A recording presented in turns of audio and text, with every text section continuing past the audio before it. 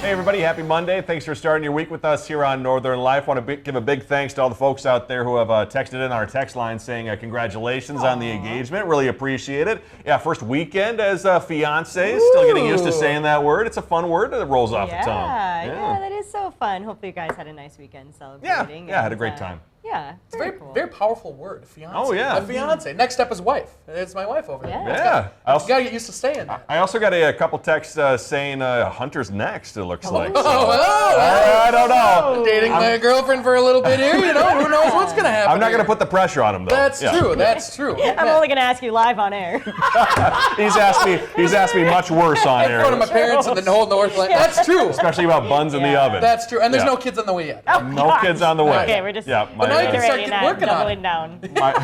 My fiance also wanted to let everybody know. No buns in the oven. No buns in the oven. We're good. Not yet. We're set. Let's get quick to our Northern Life fans of the week, shall we? We've got Carol, Troy, and Blue spending their days with us from Brookston, Minnesota. So thank you guys so much for watching. Yeah. Look how cute Blue is there. Blue looks angry. I don't know if Blue's a fan of Northern Life. He's like, I got to send a photo to these guys. Oh, God. Hopefully Blue's got some clues out there. Hey. Yeah, good start to the week. Thanks for watching, you all. Hey, we have a text from Debbie in Iron River, Wisconsin, who's excited about the change in season. She told us, just saw my first hummingbird of the season as I was walking about with my dog. Super excited about it. You all are the best, by the way, doing awesome, so positive. So thanks, Debbie. Actually was walking by Hawks Ridge the other weekend. Yep. I saw the first butterflies of the season, so that was pretty special. Break it on out. 'Tis the season, I guess. Break it on out. Break it on out. All the butterflies. If you're hiding, all you monarchs out there, pollinating our flowers. If you're hiding any butterflies out there, break them out. Break them on out. Let them go free. 'Tis the season. Yeah. Coming up on today's show, there's a couple who's raising emus on a central Minnesota farm. We'll show you how their dream came to be,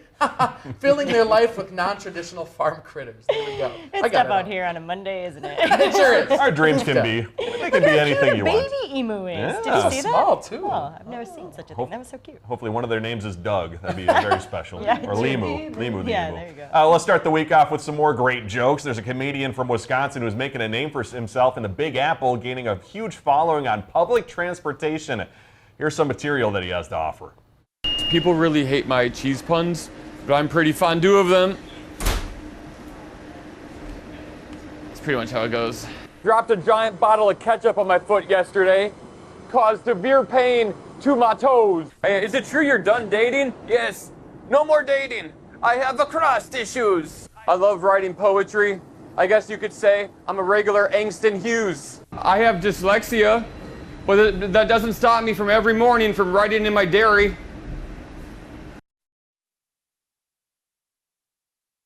The gentleman there didn't seem too happy about it. Isn't there security on these subways? Please. Getting them off. He's not hurting anybody. No, that's true. It's in public. Yeah, so comedian Marcus Monroe is originally from Shorewood, Wisconsin. Been in NYC for about 20 years now. And it sounds like he's actually going to have a show coming up later this year in Wisconsin, gaining over 1.3 million followers on social media. That's really cool. They call him the Nate Bargatze of the subway world. Whoa. Yeah. Just a finger on the pulse. The subway Of the subway world. He reminded me very much of our Paul Brown. I could Paul see that. is the king of dad jokes, and those very much were giving dad jokes. Yeah. Speaking of stand-up, too, I heard the Nate Bargatze show was really good back on Thursday night at the Deck. Packed the Deck. Unofficially broke some attendance records, perhaps, at the Deck? That's something what like I was that. hearing from Deck officials. Crazy that they had so many. I think it was like over 7,000 tickets sold to that event. And you could tell here in Canal Park, even leaving work around 5:45-ish on Thursday, jam-packed down here, with people. So very cool. Big show to go to Hansville. So super cool. In Chicago, there's a new question that's consuming Chicago baseball fans. What team does the new Pope support? Late last week, the Cubs themselves claimed Pope Leo XIV as one of their own. However, local Chicago television station WGN interviewed the Pope's brother, who cleared up the matter, saying Pope Leo is actually a fan of the White Sox. Okay. To celebrate, the Sox are sending a jersey with his name on it and a hat over to Rome, adding that the pontiff is always welcome at the ballpark. Of course, I don't think the Pope needs to pay for a ticket or anything. But our director Shania just said something clever here too, that they should put number 14 on the jerseys. Oh, Leo the 14th. Leo the 14th. That would be very appropriate. That's cool. I also saw the front page of the Chicago paper back on Friday, I believe, was the Pope. And it was a picture of him on the Sistine Chapel balcony. Do you imagine how many tickets you'd sell too if you knew the Pope was throwing out the first pitch at a Sox game? That'd be wild. That would That'd be so cool. Yeah. Speaking of religious folks throwing out first pitches, my teacher, who was a nun back in the day, she got to throw out the first pitch at a White Sox game. Oh, what? Yeah, she is Sister Mary Jo. She taught here in Duluth, but was a big White Sox fan. She got to throw out the first pitch. What an honor. That'd cool. be the coolest thing. Yeah. So maybe she and the Pope could be one and the same. Oh, there we go. That'd be super cool. Hey, I saw this video on social media. Down in the Twin Cities at the University of Minnesota, there's an annual meeting for the school's Lettuce Club. The only goal of the Lettuce Club is to see who can eat a 1-pound head of iceberg lettuce the fastest. The new head lettuce, Ethan Lai ate his lettuce down to the core in 3 minutes and 30 seconds. So I think one of the rules too, you can bring any dressing you want as well. And to be clear, that video is sped up. It's not actually like a little rabbit going to Could you town. imagine? At first, I was like, "Oh my!" And then I was like, "Oh, okay, good. It's sped up." But this is very interesting. A Lettuce Club. Perhaps we could start one at the station or something. Would you guys ever be interested in trying this competition, just so I can get this on the record in case we want to do this for a future shoot? I would do it. Yeah, 100%. I think it'd be If hilarious. it were donuts, though. Not lettuce. Let's pick something a little unhealthy. Like, French fries from McDonald's or something. Yeah, right? Take Come us on. all day to finish that lettuce. Oh my gosh, pretty well. Well, hey, coming up after the break, I think we're going to be talking about some bears that are around in Brookston, Minnesota. We'll see you after the break. Thanks for starting your week with us on Northern Light.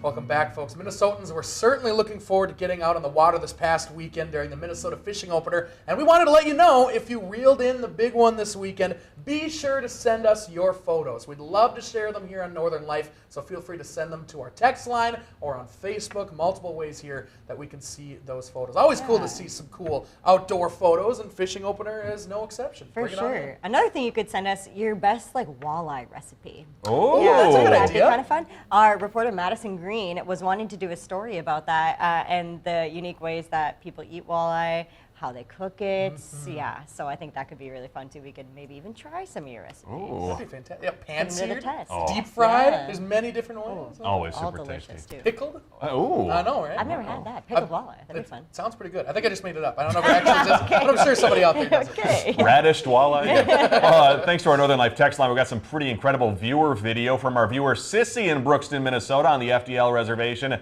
A big bear seen walking around the property Whoa. the other night. Yeah, quite the size of that bear. Holy That's insane. Hannah. He just walks right up to the camera too. Knew where it was. Doesn't Said, care at all. I'm going to be on Northern Life if I get up to this camera. Hey, Sissy. How you doing Oh today? man, look at the size of the bear. But also the cool thing too, Sissy also on the text line told us about how the Fond du Lac Reservation's Resource Management Division has actually created an awareness campaign, keeping people informed about the bears on the reservation coming out this time of the year, which is super cool. Looks like very informational for kids and possibly adults out there too, with a little book there on the right. I want to get my hands on one of those. I want to learn more about bears. Yeah. That's cool. Is it coloring? It looks like it, yeah, a that's little activity book. Oh, that's so fun. Is this it says Officer Biggs on there. Biggs, minus the R. Yeah, I was like, oh, that's neat. I was like, Briggs wrote this. Briggs, yeah. Officer Biggs. And then finally, Sissy actually had a message too for Briggs here, not Biggs, saying she wanted to show you their dog named Rufus. Rufus is half Great Pyrenees, half Saint Bernard. Oh no, Sissy, don't let me know where you live because Rufus might go missing. Oh my gosh, Imagine he's if- so cute. Imagine a picture of Harry and Rufus together. That'd be We got to make my that gosh. happen. iconic photo. Sissy, let me know how big Rufus is. I'd love to know how much he weighs because that sounds like a big combination of two dogs. Yeah. Yeah, Harry's only like 100 pounds, which is kind of small for a male Great Pyrenees. So I'd like to know how much Rufus there weighs. He is adorable too. Yeah. Thanks for sharing that Cute picture, dog. man. From bears and dogs. So now we're going to talk about emus. Logical next animal to talk about. They're the second largest birds in the world, and you can find them right here in Minnesota. John Lauritsen takes us to Chisago County. That's such a hard county to say. To show us why emu popularity is taking off. The hairdos here with these guys is pretty fashionable in the alpaca world. Oh yeah, they're very curious. They like people. Beth and Eric Engstrom always knew they wanted a farm. But they never dreamed they'd fill it with non-traditional farm critters. I've always had an extreme love for animals. I just didn't know it would go this far. At the center of it all are the emus. Their leader is Bud. Does that feel good, huh? And he's the official greeter. Handsome fellow. Yeah. He thinks so. He thinks so. Bud is 5. 5 years old, okay. So he's still a spring chicken, so to speak. He's still young, yeah. And he's always curious.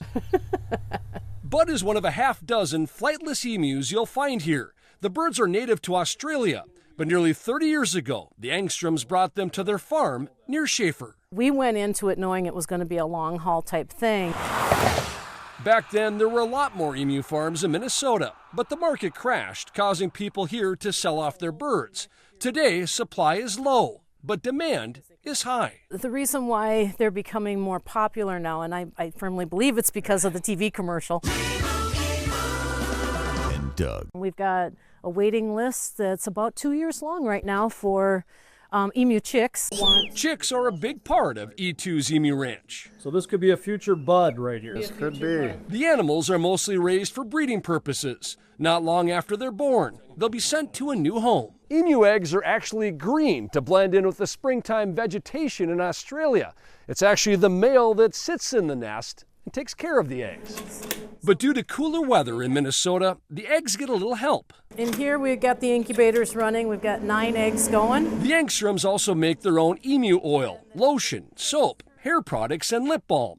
Beth is even starting to make jewelry out of leftover emu eggshells. He's going to sleep. Yeah, that's what he likes. Emu massage. When you go out in water, he'll come up and put his head on your shoulder, and if you do that, he'll fall asleep. A full-grown emu like Bud will be about 7 feet tall when he stands up straight. Because they're not always fans of open spaces and they love to run, the Angstroms built them long pens with tall fences. But when they want to get out, they do. They can run 35 to 40 miles an hour, and if he really wanted to, he has, run fast enough to jump this fence. That's why you need 6 foot You need fences. at least a 6-foot fence. Beth and Eric say when the emus escape, they always come back. A face only a mother could love. Yeah. Because for birds like Bud, there's no place like home. Oh, we're living our dream. Yeah. It's really fun. In Chisago County with photojournalist Tom Avilas, John Lordson, WCCO News. Can we get a station emu, please? Man, they're cute, but they're also kind of terrifying. Yes, a little bit. So tall. Yes. 7 feet? That's wild. Coming up, there's a Wisconsin mail carrier who's delivering packages and friendship. We'll be right back.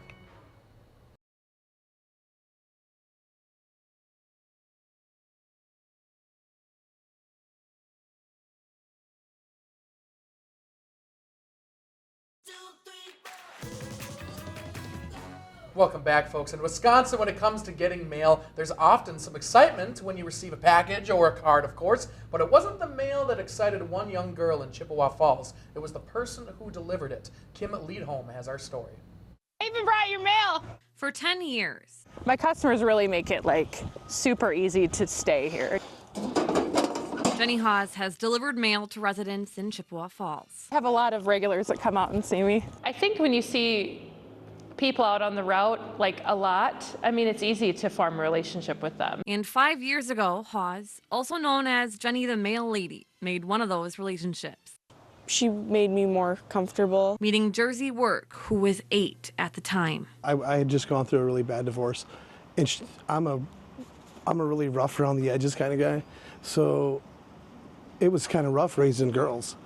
I had no idea what I was doing, so I felt like a positive female role model couldn't really hurt. If anything, it actually helped. So when Jersey's birthday came up, Jenny got an idea. What little girl doesn't want a porcelain doll? So I happened to have this one at home. And on her birthday, she gave her one.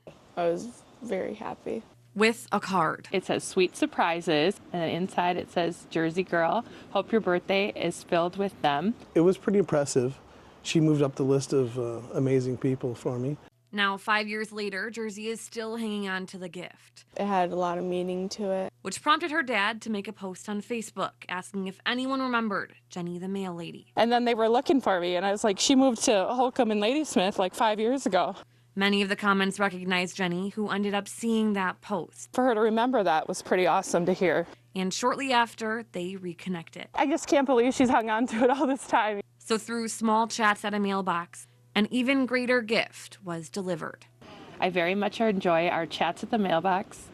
Keep smiling and enjoy your birthday, girl. Love, Jenny the mail lady. Aww. That's so sweet. So sweet. Yeah, it just goes to show that anybody can make such a positive impact in anybody's life if you just, take the time to talk to people, which Jenny the mail lady is clearly very good at that. So how neat was that? Just a little extra effort. Yeah. Staying in Wisconsin, a Green Bay hospital is about to have what's being called a scheduling nightmare. That is because more than a dozen nurses at their maternity ward have something in common with the patients that they care for there. That's because 14 nurses in that ward are all pregnant right now. Some already moms, others experiencing pregnancy for the very first time.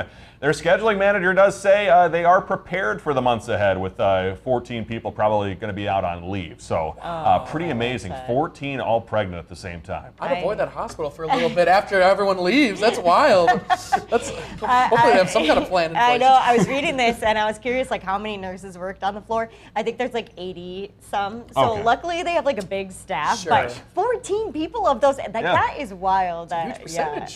So all those babies are going to have a lot of friends, I think, Oh, right around their same age. Yep. So that'll be so cute. Wishing all the mothers, by the way, out there a happy belated Mother's Day. And moms out there may have felt a mother's intuition before. Well, a psychologist says there may be a scientific reason for that. Psychologist Susan Albers with Cleveland Clinic says it's a bit of a neurobiology and learning history due to, in part, pattern recognition. Spending time with your child releases a chemical that helps you feel bonded to others. It can strengthen the connection and help a mother interpret what a child is going through. So I definitely think that mother's intuition knows if you know your kid's about to get sick and then they get sick the next day. Yeah. Yeah. Sheesh. Listen to your moms. Yep, there you go. Mom knows best out there. Love you, Mom. We'll talk about tomorrow's blindfold as well as a see you next time when we come back.